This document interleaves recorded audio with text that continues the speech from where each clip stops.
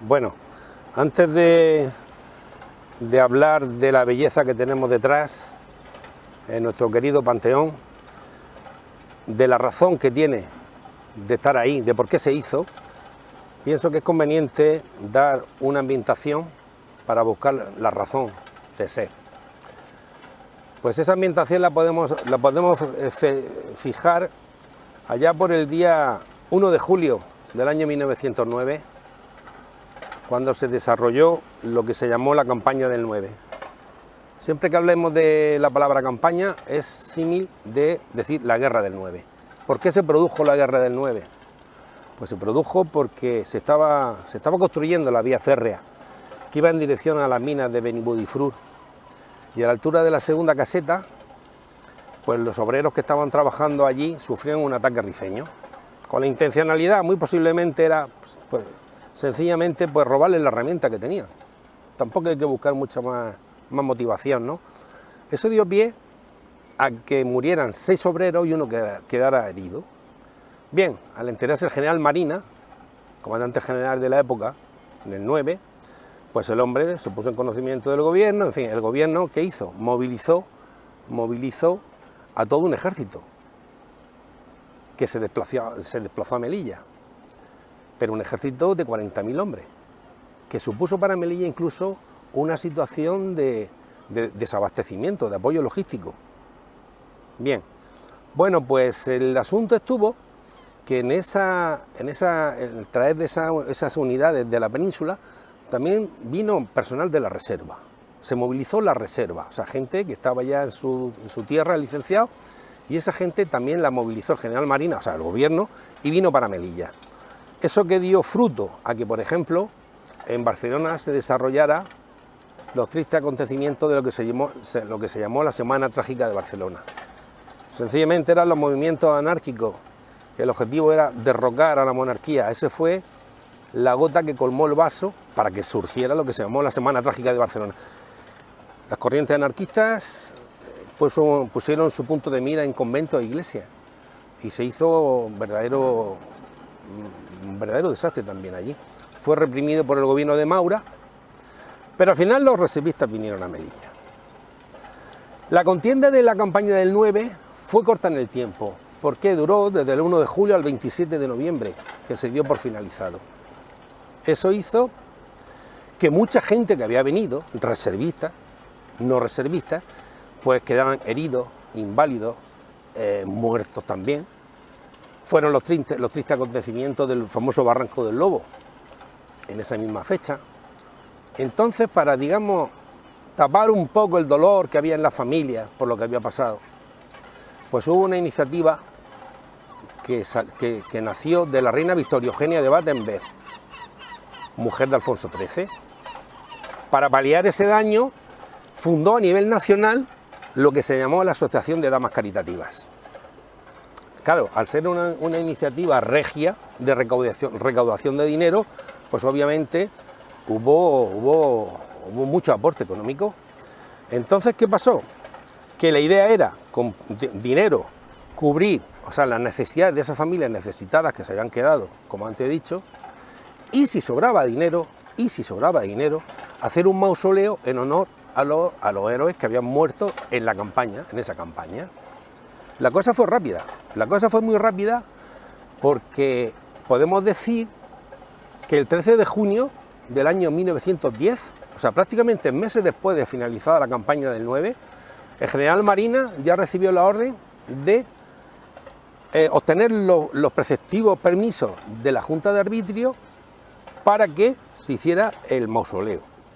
A la vez, ya se le encargó a un capitán de ingenieros, que eran los verdaderos arquitectos de la época, se llamaba Luis de la Gándara y Cividanes, se le encargó el hacer el proyecto del mausoleo. O sea, estamos viendo que hubo muy poco tiempo, desde que la reina hizo esa colecta a nivel nacional hasta que ya se puso en marcha. Bien, pues nada, la cosa sigue así. El capitán de la Gándara hizo el proyecto del Panteón, y el 12 de enero del año 11, vino el rey Alfonso XIII a poner la primera piedra. Esa fue la segunda visita que hizo, porque la primera visita del rey la hizo en el año 4, siendo menor de edad. La segunda visita la hizo en el año 11 para poner la primera piedra y la tercera visita en el año 27.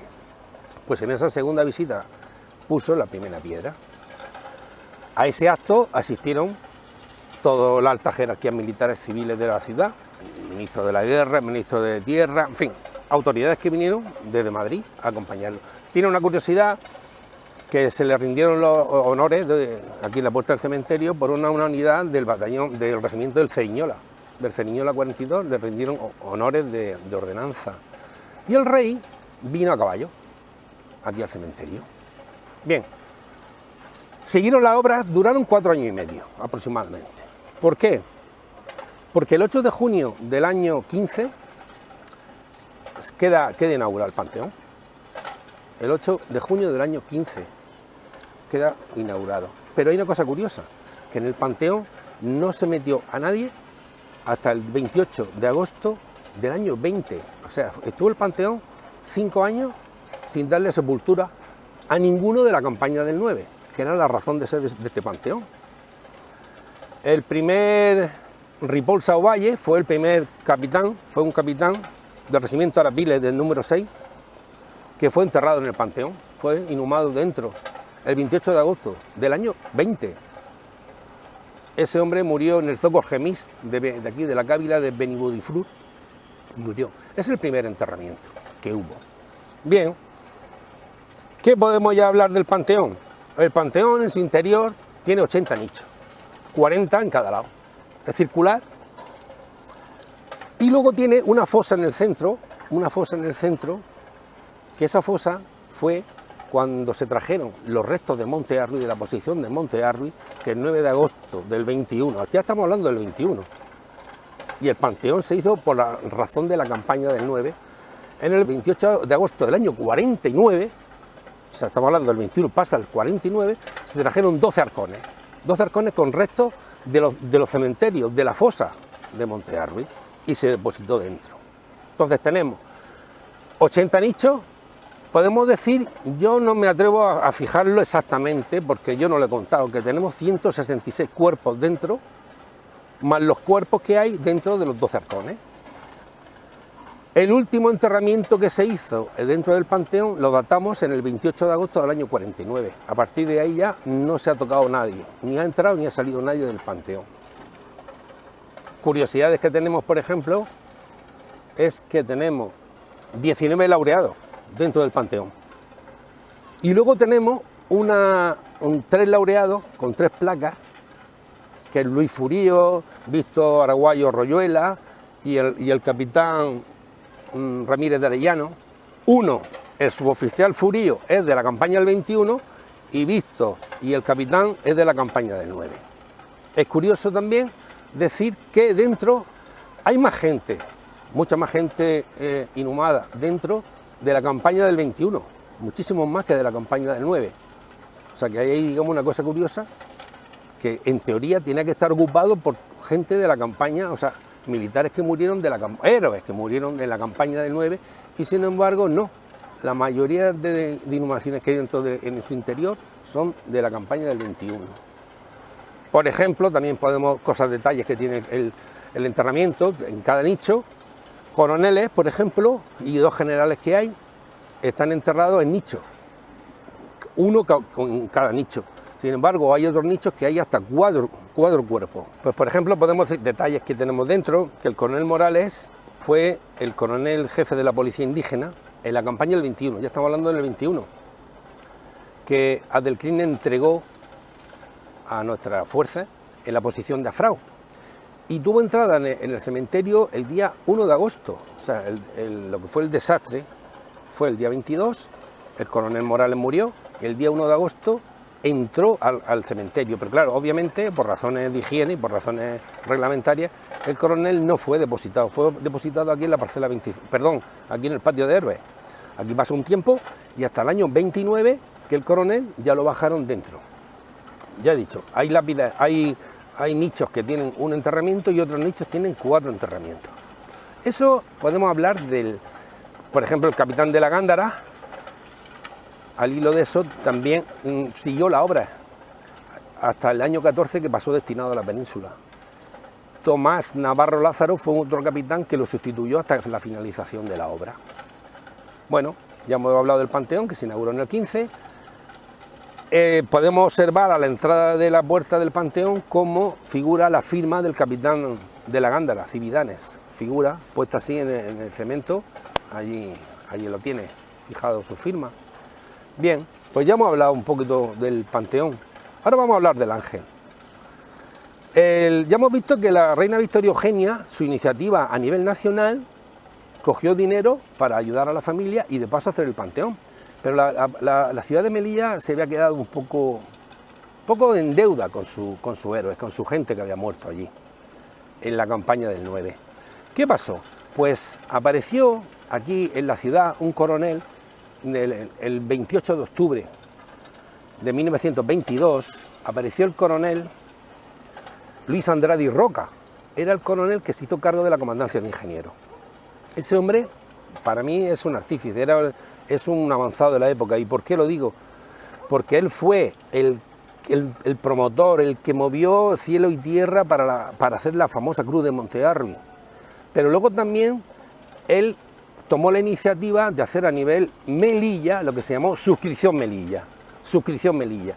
¿Y qué el objetivo cuál era? Pues recaudar dinero en la ciudad para coronar el Panteón de alguna forma, que el Panteón no se quedara con la cruz laureada que hay, coronarlo, que el pueblo de Melilla pusiera algo también en este digno sitio. Pues ¿qué hizo? El coronel se inspiró en la diosa Nike, y hizo un boceto, hizo trabajo, lo mandaba a Hamburgo, a Alemania, a una empresa de fundición de ritos funerarios, iban haciendo su trabajo. ¿Y por qué se inspiró en la diosa Nike? Bueno, pues la diosa Nike, vemos en la mano izquierda que tiene una palma, una hoja de palma, y en la mano derecha tiene una corona de laurel. Como era diosa griega, de la diosa de la victoria, la diosa la utilizaban en los Juegos Olímpicos, o sea, era el emblema que tenían en los Juegos Olímpicos griegos. A nivel de la época, el corredor, fruto del sacrificio, la palma, eso en la simbología funeraria significa sacrificio, fruto del sacrificio, del físico que tenían que hacer, obtenía la gloria representada allí con una corona de laurel. En los griegos, en las Olimpiadas, le ponían una corona de laurel. Pero el coronel Luis Andrade le dio una simbología, digamos, sentimental, en el sentido de que nuestros hombres que murieron allí, pues fruto del sacrificio, la hoja de palma, pero no el sacrificio de correr, sino el sacrificio del dolor que pasaron ahí, obtuvieron la gloria, pero no la gloria terrenal, sino la gloria del cielo. O sea, con eso el coronel Luis Andrade jugó lo físico con lo vamos a llamarle, sentimental, o vamos a llamarle en plan moral, vamos a darle esa forma, ¿no? Bien, pues el coronel hizo sus bocetos y empezó a trabajar, ya digo, vino en octubre, el 28 de octubre del año 22, se puso a trabajar, inicialmente cosas curiosas que pasaron, inicialmente el Ángel venía con un precio de 8.000 euros, de 8.000 pesetas, y a final de cuentas salió en 20.000. Tengo documentos que el coronel Andrade, cuando dijeron los alemanes que eso no, que eso vaya más, bueno, se puso loco, el hombre se puso loco, o sea que no podemos decir que se llevara dinero nadie, ni mucho menos, ¿no? Bueno, pero aparte del Ángel, el coronel diseñó una serie de placas, por ejemplo, los que está debajo, Melilla, los que sucumbieron por la patria. Hay otra placa abajo que está encima del altar, que se refiere al Evangelio de San Marcos, porque dice el Evangelio, se llama Después de la Resurrección, tiene ese título la placa, está encima del altar, en el interior. Pues resulta que el primer día de la semana, que en el Evangelio el primer día de la semana era el domingo, Madre de los Apóstoles, María Magdalena, dice así, fueron a ungir el cuerpo de Jesucristo al sepulcro donde estaba depositado. Eso lo cuenta el Evangelio de San Marcos. Entonces las mujeres, cuando iban en dirección al sepulcro, Iban preguntándose que quién iba a abrir la piedra que tapaba el cuerpo de Jesucristo, ¿no? Cuando llegaron ahí al sepulcro, vieron sentado un hombre vestido de blanco y le preguntó ese hombre a las mujeres: ¿qué venís? ¿A ver a Jesucristo, el crucificado? Y le dijeron sí. La lápida estaba abierta. Y le dice: pues Jesús ha resucitado. Por eso a la placa se le llama, tiene ese nombre de después de la resurrección. Esas placas, hay otra placa, por ejemplo, en la base Alfonso XIII, donde está el regimiento de artillería. En el patio de armas hay otra placa que pone a las víctimas del 21, más otras placas que se pusieron en Montearri, Celuán y Drius, en conmemoración de los hechos acaecidos, pero en el año 21, en la campaña del 21. Bueno, pues la diosa Nike vino a Melilla en un barco, el vapor Bilbao, vino de Hamburgo y vino el 4 de diciembre del año 24. La diosa se colocó ahí arriba, donde está ahora mismo, en enero del año 25. ¿Qué quiere decir eso? Pues que si Dios quiere, el año que viene, el año 23, pues le quedan 3 años para cumplir 100 años de la diosa. Tiene una envergadura de 3,30 de alta, de pico de ala 2,10, pesa 1.200 kilos, es de bronce y tiene un tratamiento de galvanoplastia. Es un tratamiento especial para que el bronce en la medida de lo posible no le ataque el ambiente marino de la ciudad. De hecho vemos la diosa que casi ya tiene 100 años puesta aquí y en la situación ambiental que tiene, y se mantiene muy bien. Tiene un color, lo que pasa es que ahora ese color tiene un color rojizo, pero cuando se ha limpiado tiene un color rojizo, pero a la oxidación vuelve a ponerse en el color así que tiene ahora mismo. Bueno, pues esa es la diosa. Ya hablamos de la campaña del 21, que fue lo que más se metió dentro del panteón. Esa campaña hubo gente, por ejemplo, de la Parduña, gente que se encontraron en el año 26, cuando nosotros recuperamos el territorio. Esa gente estaba allí enterrada. Cuando vinieron, pues estaban ya los cuerpos en condiciones de meterlos dentro. Pero hubo otros que se cogieron los cuerpos recientes y se pasaron, todos prácticamente estaban en la parcela 25 y en la parcela 23. Pasaron aquí el tiempo preceptivo para meterlo en el panteón. Obviamente una persona que se muere reciente no lo puede meter dentro por razones obvias. Esas son curiosidades del panteón. Por ejemplo, podemos decir que Luis Furío, ese suboficial de la campaña del 21, estaba en la parcela 23, lo tenían ahí. Y este hombre, pues se ve en la inscripción del cementerio como su hermana, tenía que ser su hermana porque se llamaba María Furío, iba renovando cada 5 años la cuota por mantenimiento de la tumba, ¿no? Pero en el año 23, por alguna razón, pues se moriría la mujer, o vayamos a saber, ¿no? Este hombre, aun siendo laureado, porque esos que he dicho son los 3 laureados, pues lo echaron al osario, lo quitaron de su nicho, de su enterramiento, y pasó al osario. Por eso fue una iniciativa importante que esos 3 laureados que estaban en los osarios, pues por lo menos no sabemos en qué osario están, pero que sí dentro del panteón aparecieran sus 3 placas por recuerdo, porque es justo hacer eso, y por eso se pusieron 3 placas, de manera que dentro del panteón tenemos en total 19 laureados físicamente, más 3 placas de estos 3 que he dicho. Uno de Luis Furío de la campaña del 21, Víctor y Enrique de la campaña del 9.